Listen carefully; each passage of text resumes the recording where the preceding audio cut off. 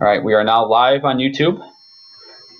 For those of you now joining, we'll kind of let some people filter in here, but welcome to the About the Labor live video show on the Vikings Territory YouTube page. I am Drew Mahowald, kind of the host of the show, if you will. Joining me are two brilliant football minds of their own. I have Nick Olson here, I guess, GIF thread connoisseur on Twitter, and obviously a brilliant writer as well. Usually about one column a week or so, and he just kills it with his analysis. And then Sean Borman also joining, the managing editor of Vikings Territory, keeping us up to date with all the news and whatnot during the week. So we'll have all types of angles from the Vikings 38-31 loss to the Los Angeles Rams on Thursday night. First of all, guys, I think we're going to start on the defensive side of the ball. We'll kind of go, the not so good stuff, and then we'll kind of gradually lean towards the better stuff as the show goes on here. So defensively, not the best performance from the Minnesota Vikings defense. And to me, it seems like the 2018 calendar year going back to the playoffs, Mike Zimmer's defense has been exposed quite a bit. Specifically starting in the second half of that Saints playoff game. What did you guys see? We'll start with Sean here. I know he wanted to touch on one thing or one player in particular. But Sean, what did you see last night that's got you fired up about this Vikings defense? I saw Anthony Barr get torched. I mean, it wasn't designed that way. I think the Rams. It was more or less the Rams designed to get him lined up with some wide receivers, but to not make any adjustments, I thought was a very big mistake on the Vikings coaching staff. I was surprised they didn't make some halftime adjustments, but even so, and I told the guys last night in the Vikings Territory live chat that I've been watching Barr for a couple of games now, and it's not only in the past game. He's made a couple decent plays, defending the run and rushing the quarterback, but he's just his performance has been very, very underwhelming and almost downright bad the last few games. And that's the reason why I have been watching him too, is like, this is a big year for him. It's a contract year. He should be playing lights out if he wants an extension from the Vikings. And it's really frustrating me in an increasing way. It's just horrible play. And I think there's a couple ways that we can kind of mitigate that. But, 4 catches was 119 yards and 3 touchdowns he gave up. It's bad. It's just bad. I'm still flustered, and the game was last night. So it's maybe you guys can add more, but I think something's got to give here. And I would really like to see him as a full-time defensive end. Yeah, he certainly struggled last night. And, 2 of the touchdowns he gave up, it looked like McVay was scheming that. Like, that was all set up by pre-snap motion designed to get Barr on a wide receiver. And, they'd move some guys. Basically, McVay figured something out about how we assign our coverage responsibilities and set up the pre-snap motion so that Goff knew that he had Barr on a wide receiver. And, even if Barr were playing at an elite level, no linebacker is going to do fare well against a good wide receiver in coverage. They're just not, that's not what they're designed to do. So you can give him a bit of a pass for that. The third touchdown he gave up to Gurley, Gurley's a good player, but Barr's got to make that play. So that was bad. And, it's disappointing because Barr is a player we invested, I think he's the highest draft pick we've had in the Mike Zimmer era. And that was Mike Zimmer's, cornerstone player, number 7 pick in 2014 draft or something. And, it's funny, we were playing the Rams. Aaron Donald was on the board when we took Anthony Barr. And you just look at how. Oh, don't say that.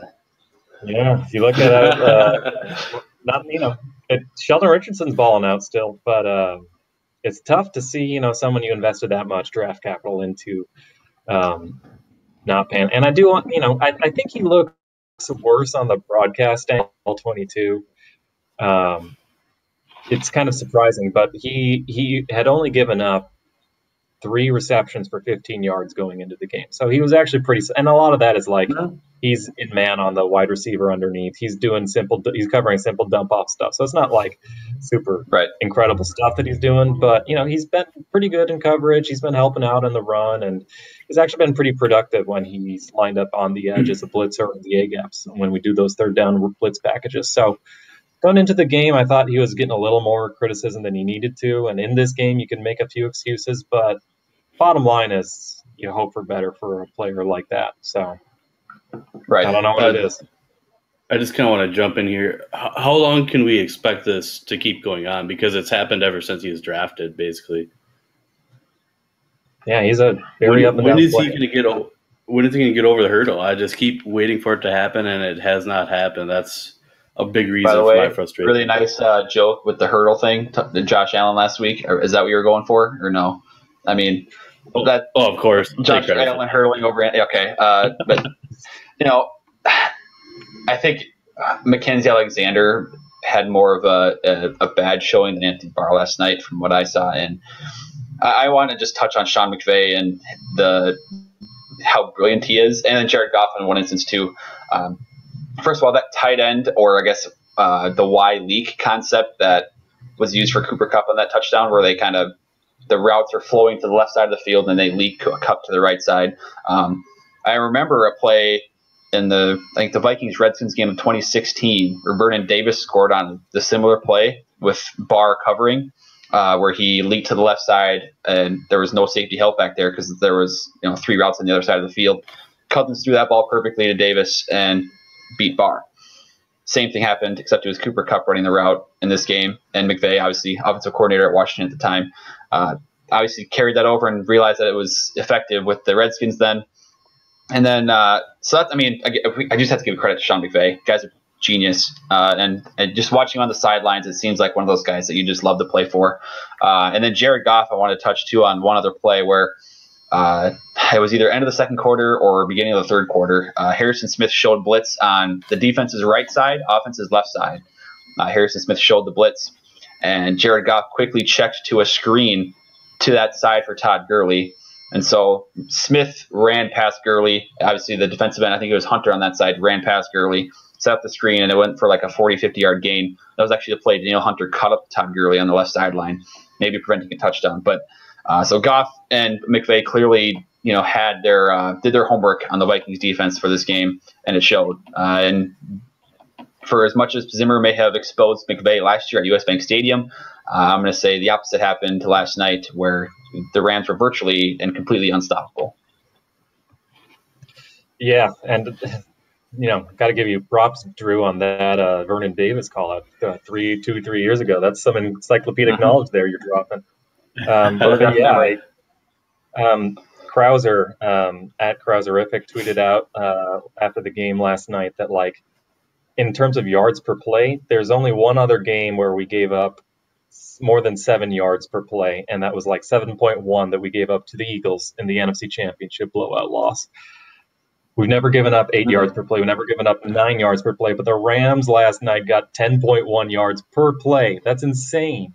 That's never happened to Mike Zimmer. So, yeah, I've got to give. Like I said to you guys, before the show, the Rams were 1 for 6 on third down.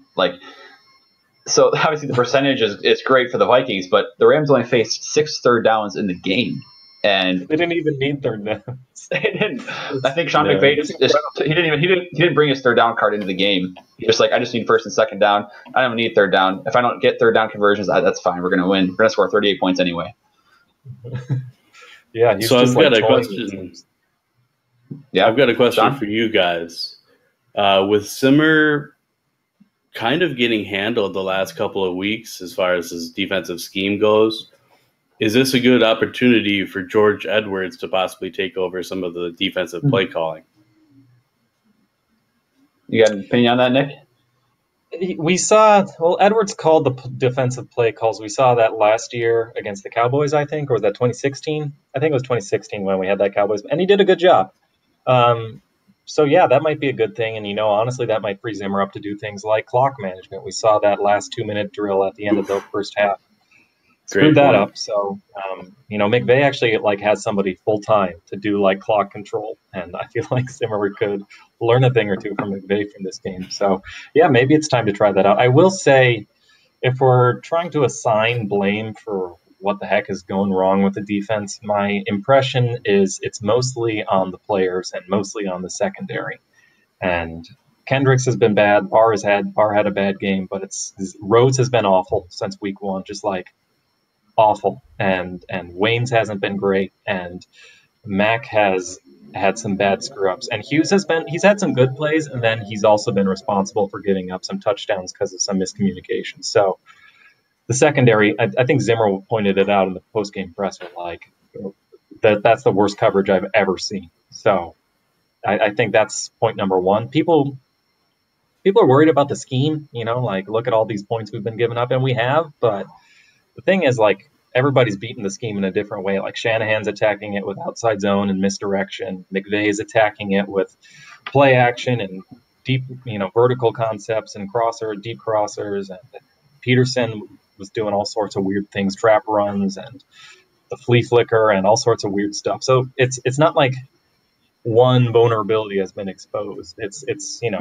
people are doing different things, and McVay, Peterson, and Shanahan, those are three of the top 5 offensive minds in the league. So that's just the NFL. You're gonna they got Doug Peterson coming up next. Yeah, we can talk about that. So that should be fun. Zimmer has to do a few things. He has to figure out those coverage assignments so that he doesn't get Barr consistently matched up on wide receivers. Right. That's not going to work. Teams are going to exploit that. So that has to be fixed. But that's a tweak. Most of the stuff is guys just got to play better. So, and they will. We've seen them play for 4 years at a high level. So 4 games doesn't change my mind after 4 years. So me saying to bench Barr is a little extreme at this point. You guys would agree? I'd say so. Yeah.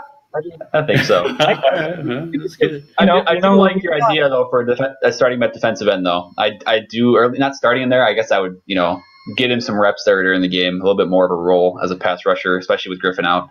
Feels like there's kind of an opportunity there to be had. So we've given Eric Wilson some snaps at linebacker and then lined up Barr on the edge and third down packages. And done the same thing with Harrison Smith in the A gaps. So, and we've brought in Curse as basically the nickel corner. We could bring in Iloka to do the same thing or play big nickel. So there's ways. We've got good depth. So bring in some of the extra safeties or linebackers. I think that's if things are working out with Barr, those are options. Bobby B here in the comments on YouTube seems to want Anthony Barr as far away from the Vikings as possible. So, I get that. I understand the instant reaction and the guy. It's funny though that you see this from Barr and he's clearly playing for a big contract. After seeing his really good buddy Kendricks get one, he went. This is even in his hometown with his hometown fans. Watching him in LA, and I was expecting kind of a big rebound performance for him, but was not the case. But speaking of rebound performances, the Vikings offense, I think you could say had a rebound performance. Not the running game so much, but certainly Kirk Cousins in that passing game, clicking on all cylinders. Laquan Treadwell only had 1 drop, so good news there. He's improving week by week, right? But it's pretty clear. It's pretty clear to me. He was actually a pretty solid part of the passing game, and Aldrick Robinson is somehow catching 2 touchdowns. That was the most random thing. But I think it's clear to me that Stephon Diggs and Adam Thielen are the best wide receiver duo in the NFL. Do you guys agree? Yeah, hands down. Yeah. They're just so good at everything. At the catch point, route running, with the ball in their hands after the catch. They're, in the first half, Diggs was I think he was, he caught the ball with negative 18 yards behind the line of scrimmage, and it had 36 yards or something. So it's Dalvin Cook performance from Stephon Diggs. Tackled in the backfield, making something out of nothing. So they're both so good at everything. It's unbelievable. They turned in great performances, and Cousins was lighting up everything. DiFilippo called a great passing game. The run game wasn't working, but we were making it work. We were surprisingly efficient on third downs. it was good stuff. But unfortunately, it wasn't enough. So, but Yeah, it's it was one of those where one more possession. I mean, if Cousins steps up like 2 feet on that last fumble, or if Reef holds protection for just a little bit longer, it seems like, and with what I've heard, what I've seen is that the Vikings would have gone for 2 on that final drive had they scored a touchdown.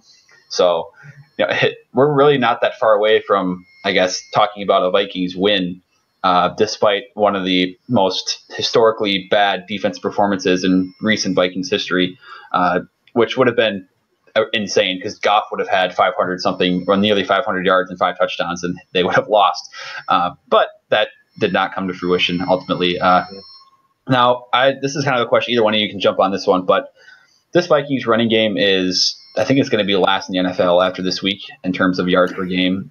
Do you guys, what do you see as the reason for the struggles so much? And it doesn't really seem to matter if it's Dalvin Cook, if it's Latavius Murray running the ball. It just seems like there's just nothing there. And I think that for me, what I saw was the push from the Vikings offensive line in the run game compared to what the Rams gave Todd Gurley was night and day difference. So I don't know if you guys are seeing maybe one player or one specific thing, I guess, that needs to be cleaned up for the running game to start or sort of take off.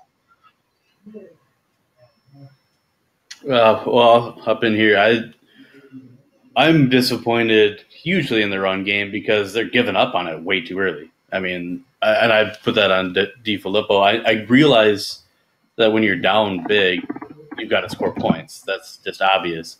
But you don't need to score quickly all the time. You need to have a solid run game to win consistently in the NFL, and they're giving up on it way too quickly. I watched a little bit of the offensive line myself. I think that's where it starts, and like what you said, Drew, they're not getting enough push, and I think getting Elflein back will help with that actually quite a bit. And maybe Compton, you look at putting Jones there as well. I don't know if that's really necessary or not, but I thought Compton struggled last night. But they gotta commit to it. They're just not committing to the run game. They need to do that and stick with it the whole game.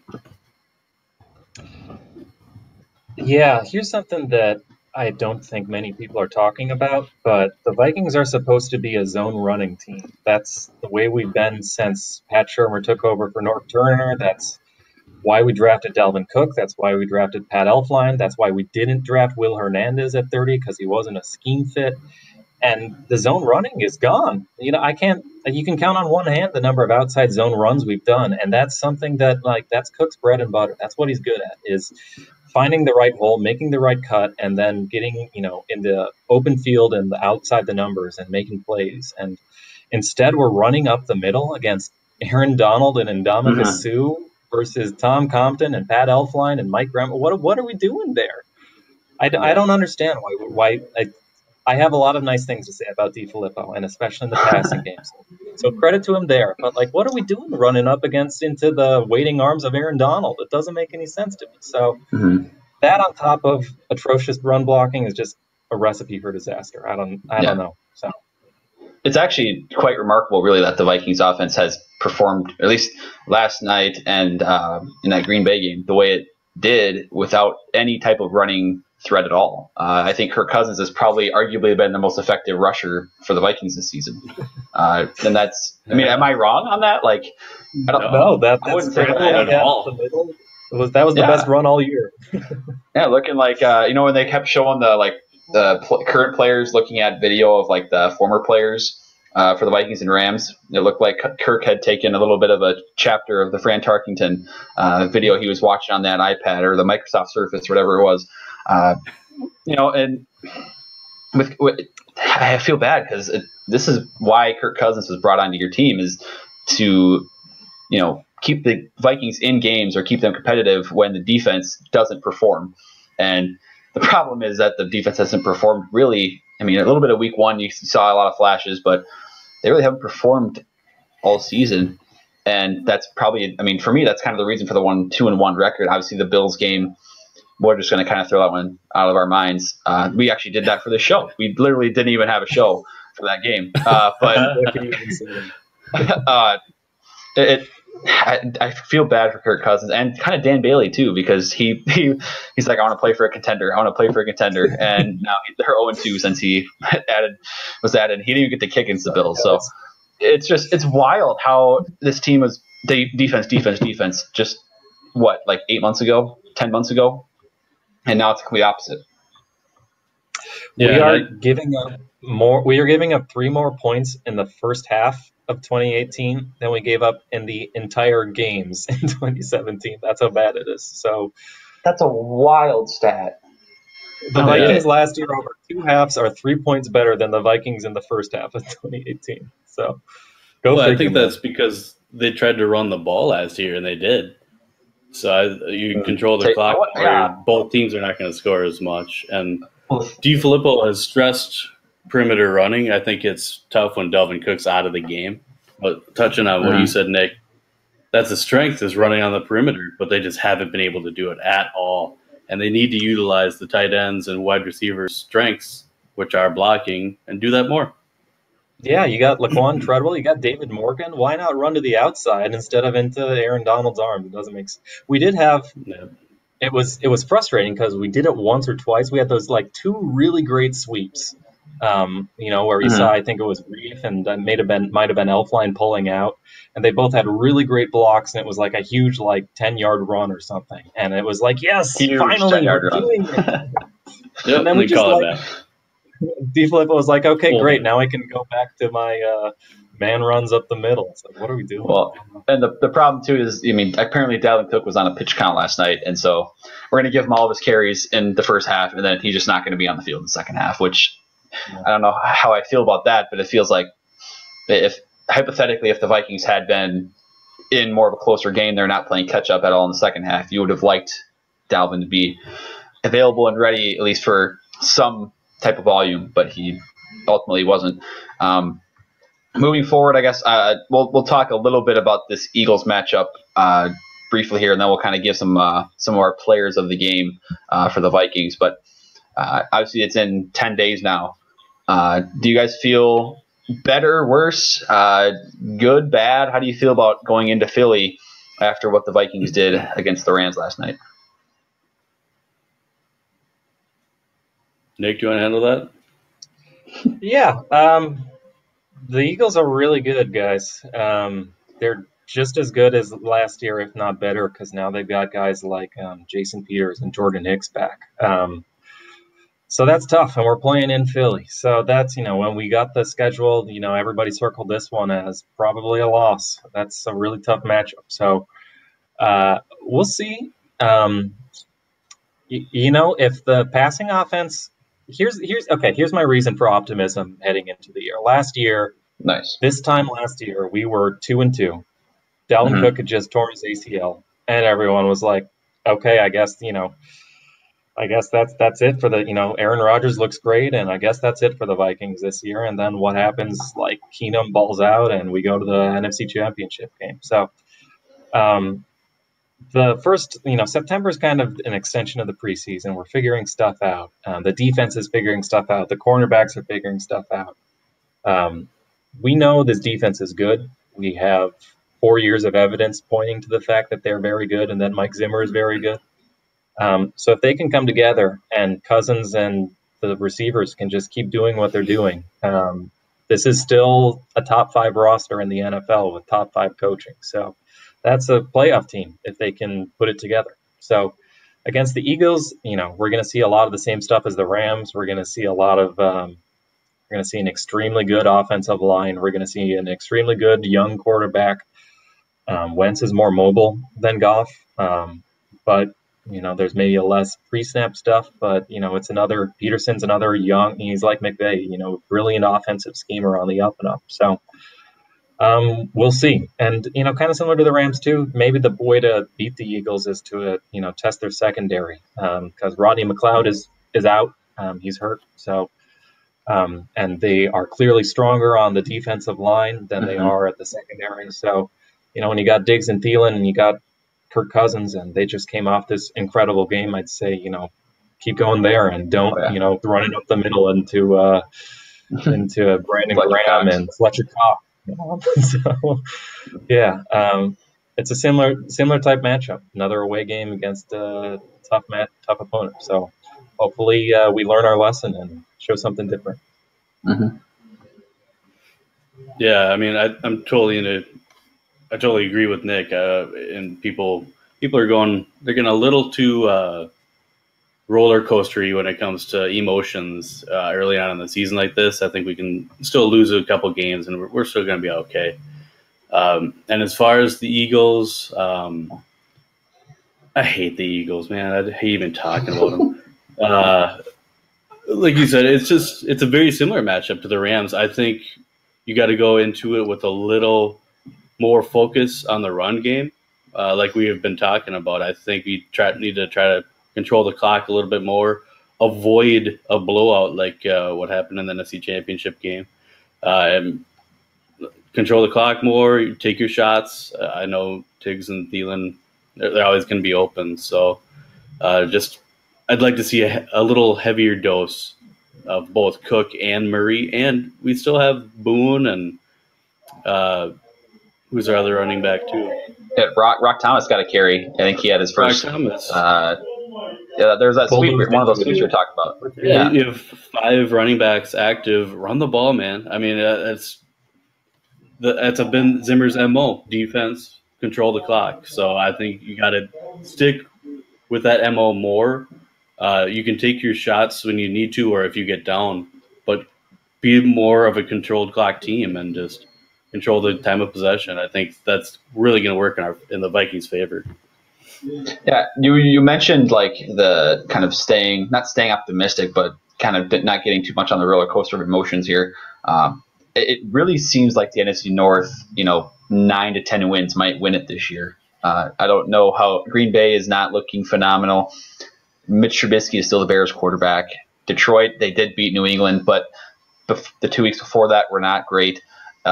It seems very possible that like 9 to 6-1 would win the NFC North potentially.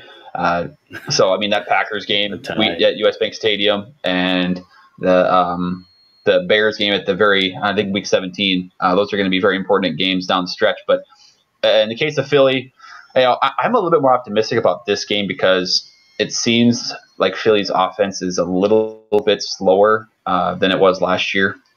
And they've had guys out, so that might be part of it. But it does seem like they're more vulnerable, at least on their offensive side and the Vikings defensive side. So maybe there's a potential for a bounce back performance there. But I'm very scared about the Eagles defensive line because if there's a defensive line that's scarier than the Rams, it might be Philly. So, and this offensive line just can't catch a break, man. They get pounded by the Bills, and then they got to go on the road against the Rams and the Eagles.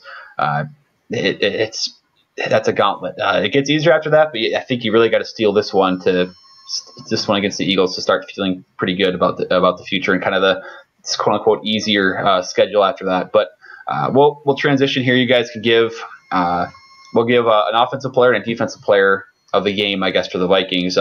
Despite the loss, at least I have one defensive player that I really liked. Obviously on offense, there's a few to choose from. So we'll start with Nick, then we'll go to Sean. An offensive and a defensive player of the game for the Vikings last night against the Rams. Well, Kirk Cousins balled out, but I would say he was at least partially responsible for the final strip sack. So maybe not him. Probably Diggs. You could give it to Aldrick Robinson since he had 2 touchdowns. There you go. So that was a heck of a coming out party for him. By the way, Aldrick Robinson, it took him 2 games to pass Laquan Treadwell on the Vikings all-time receiving touchdowns list. That is unbelievable. And like 3 targets. Yeah, that's a sad. Well, that's a true point. So we'll see what happens there. But yeah, you could go Diggs or Thielen. I'll just go Diggs because I thought he made a little bit more out of a little bit less, but had a heck of a game. And then on defense, nobody in the secondary played well. At least none of the starters. None of the linebackers played well. The defensive line actually played pretty good, considering they weren't great, but considering that the Rams might have the best offensive line in the league, Danielle Hunter played well, and Sheldon Richardson was getting some pressure, and they did not have easy matchups. So I guess I'd go with Hunter since he had a couple at that crucial sack. He was generating some good pressure. So those are my 2. All right. My offensive player of the game is not really an offensive player. I'm going to go Dan Bailey. Oh, for the love of God. yeah. It's so good to have a kicker who can, like, make it. But, I mean, With that some help from the first uprights. field. What's that? With some help from the uprights, doinking it off Oh, the crossbar. please. I knew that was going in. Oh, But no, no, you it's didn't. just it's just great having that comfort, isn't it? It's like, oh, we got a guy who can make some field goals. It just feels fantastic. So I really like that going forward. As far as defensive player, man, that's tough. I don't really like anybody on defense, but I'd probably give it to Holton Hill. He didn't play very much, but he graded out pretty well at PFF, and I don't know. I got nothing on the defense. What about you, Drew? This is based off of pretty much one play, but it's Danielle Hunter, and I just the image of him running and tracking down Todd Gurley on that screenplay, unbelievable. That a guy, what is he, 6'6", like 280 of like it's not even like human muscle. It's like it's not a human like composition that he's made of. Running, catching up to the best running back in the NFL. That's a scary image for opposing teams, and I can't believe. I mean, Vikings did not deserve Danielle Hunter last night on that play. So he's my defensive player of the game. Offensively, I'm gonna go. I'm gonna go Kirk with the kind of the caveat that he did, that the fumble to end the game, so to speak. But I mean, the guy kept the Vikings in the game. Picked apart the Rams secondary, went after, realizing that Peters was hurt and kind of taking advantage of his aggressive nature a couple times there. He's worth the $84 million right now. I think that's pretty clear. It's just a real shame that it's not ending up in wins. It's the timing that the Vikings get their quarterback, they stabilize the position, and then the defense just falls apart. It's classic, that's the way things work out. But that's what I got. I got Cousins and I got Hunter. So I just want to say after the game, I think Cousins is like really holding in his emotions. I think he's really upset with how the team has performed so far, considering all he's done. I mean, he's pretty much put the team on his shoulders and has done pretty well, on the field. But I just remember in the press conference last night, a reporter asked him, what happened on that fumble, and he's like, with a smile, he's like, I don't know, man. He's like, you tell me. And that to me is a sign that he's just ready to burst. He's not very happy right now, and I think the team needs to win in order for him to calm down a little bit. I don't think that's a very good the meanest Kirk Cousins has ever been, I think. Seriously. I don't know, like a big smile. I don't know, man. You tell me. Like that's probably the most mean he's ever been to any media. Outside, I guess if you want to say if you like that, if that was a mean thing, I don't know if it was. It was just emotion, or if he was actually mad at the media for, I don't know. But I think if they can use that as motivation going into next week, that's going to be really good if we can get a win in Philly. Mm-hmm. I was gonna say I don't think I've ever seen a quarterback where the Vikings want to win as much as Cousins does. Like even when he misses a throw or when he drops a throw, he's so pissed on the field. He's just like, "What? How did that?" He's just like, and you can tell from the interviews, he's just so driven. It's just like it's like a Brady-like obsession with winning, and he takes it like it consumes and obsesses his life. So one of these days, hopefully, if you listen to Kirk's podcast, he does he has I think he releases on his Twitter and his Instagram he and one of his friends do a podcast after every game. And after the Packers game, he said that the throw to Diggs that was for that long touchdown, he criticized himself for leading him too far to his outer shoulder or something like that. He was thinking oh, what a great catch by Diggs. He had to make an adjustment instead of the fact that he threw it 65 yards in the air without a crow hop.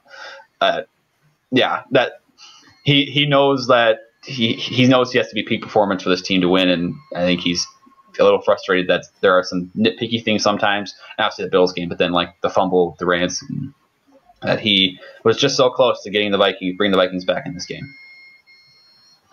I'm waiting for him to just have that big moment and to just burst out with a "you Vike that." I just can't wait for that to happen.